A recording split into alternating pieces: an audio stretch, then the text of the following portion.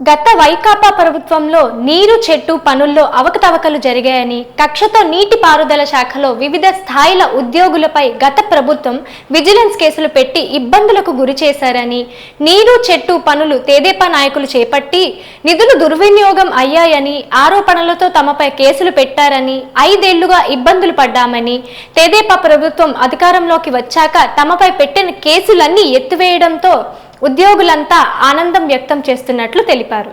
ఈ సందర్భంగా రాష్ట్ర వ్యవసాయ శాఖ మంత్రి కింజరాపు అచ్చెన్నాయుడికి ప్రత్యేక కృతజ్ఞతలు తెలిపారు. రాష్ట్ర మంత్రివర్గ సమావేశంలో ప్రవేశపెట్టిన కేసులు ఎత్తివేసే విధంగా మంత్రివర్యులు కృషి చేశారని వివరించారు.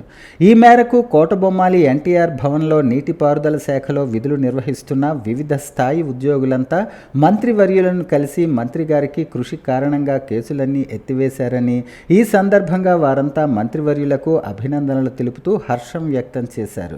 నీటిపారుదల శాఖ ఉద్యోగులు లోకేష్, శ్రీనివాసరావు తదితరులు పాల్గొన్నారు. రాష్ట్ర వ్యాప్తంగా వివిధ స్థాయిలో 386 మందికి ఉపశమనం కలిగిందని మంత్రివర్యులకు వివరించారు.